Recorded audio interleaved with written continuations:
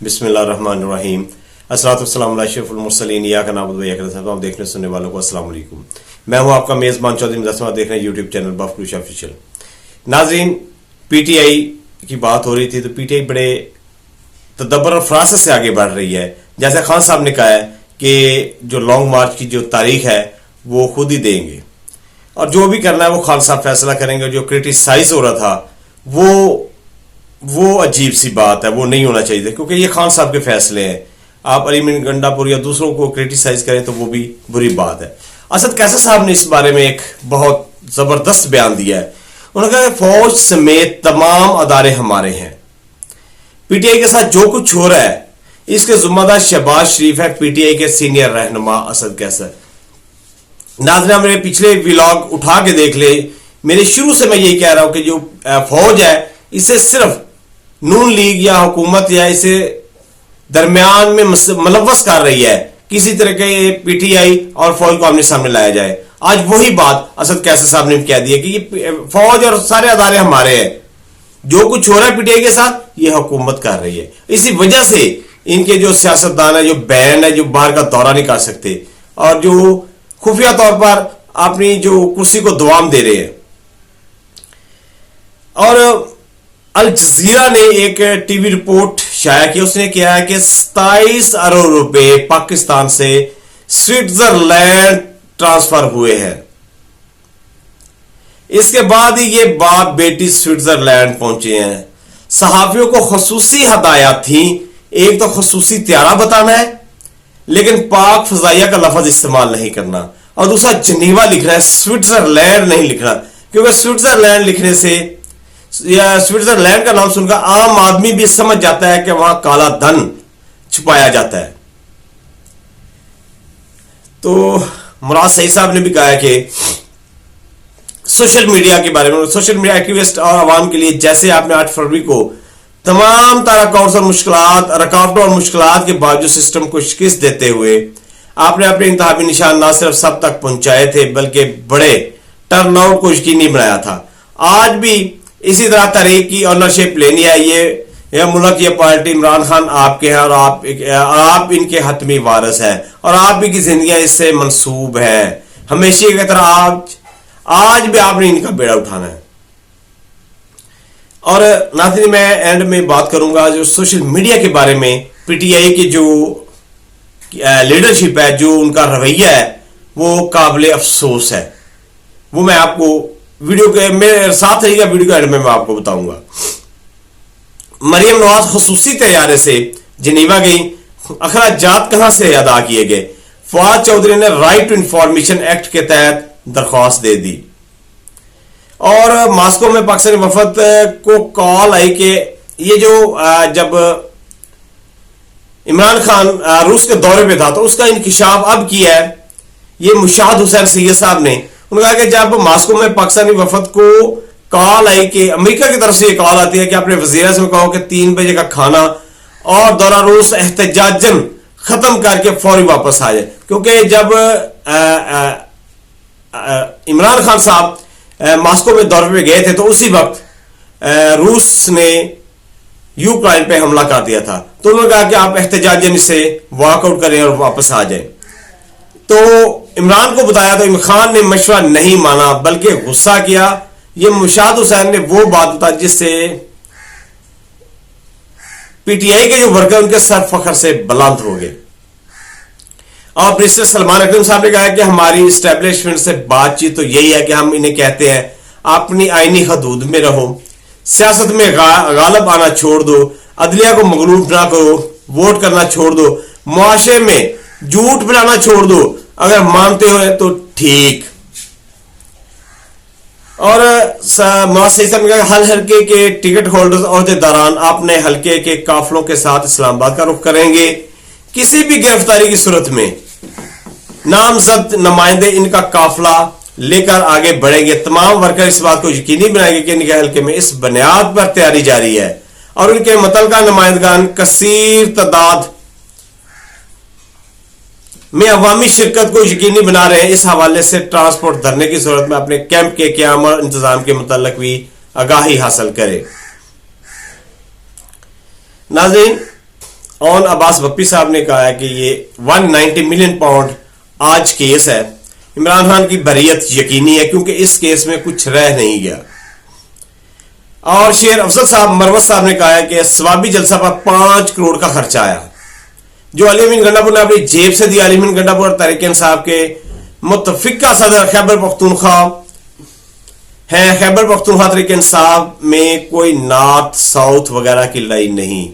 ये बड़ी अच्छी खबर है अगर उनकी लड़ाई नहीं है तो नून लीग कहती है कि हमने दहशत गर्दों को कुचलना है, ये ऑन अब्बास भप्पी कहते हैं। तो तुम्हारा सारा ध्यान तो तहरीक इंसाफ को कुचलने पे लगा है, दहशत गर्दों तुम मजबूत कर रहे हो। तहरीक इंसाफ का स्वाबी के फौरन बाद एहतजाज का प्रोग्राम था, लेकिन अमेरिकी इलेक्शन के बाद पैदा सूरत हाल के बायस अमेरिकी इमदाद जो इस निजाम को इमरान खान के खिलाफ मिलती थी वो अब नहीं मिलेगी। इस वजह से तहरीक इंसाफ समझती है कि आने वाले दिनों में निजाम इमरान खान के पास जाएगा, मुज़ाकरात हो सकते हैं। ये इमरान रियाज साहब का है बयान। और मुस्तफा नवाज खोखर साहब का एस्टैब्लिश के बस की बात नहीं रही कि अब वो 25 करोड़ अवाम के इस मुल्क को चला सके। अफगान जंग बंद हो चुकी है तो अब मुफ्त के डॉलर भी नहीं आ रहे। अब वक्त आ गया कि रियासत का तशख्खुस सिक्योरिटी स्टेट से बदला जाए। और सलमान अकरम राजा साहब ने कहा हम हर एस्टैब्लिश की मदद से हुकूमत में वापस नहीं आना चाहते, हम एस्टैब्लिशमेंट से किसी किस्म की कोई डील नहीं चाहते। और मोहम्मद अली खान साहब ने कहा कि चंद दिन पहले मैं खान साहब से मिला तो उन्होंने अपनी रहाई को ट्रंप से बिल्कुल भी नहीं जोड़ा। हाल बता वो ट्रंप की जीत पर खुश थे, इसलिए कि कम अज कम वो न्यूट्रल तो रहेगा। इन्हें बतौर साबिक वजीर आजम इल्म है कि कोई सरबराह ममलकत ऐसे किसी लीडर को जेल से रहा नहीं करवाता। ये बड़ी जबरदस्त स्टेटमेंट है।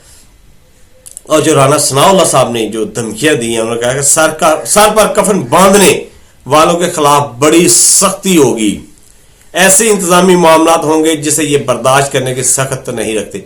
ये भी गीदड़ बपियों के उतर आए हैं। और सलमान अकरम राजा साहब का फैसला अवाम का है। अवाम निकलती है तो तहरीक चलानी है तो वो आजाद हो जाएंगे, और अगर नहीं निकलते तो तहरीक नहीं चलनी और वो महकूम रहेंगे। हमारा फर्ज है रास्ता दिखाना और अवाम के साथ खड़े रहना।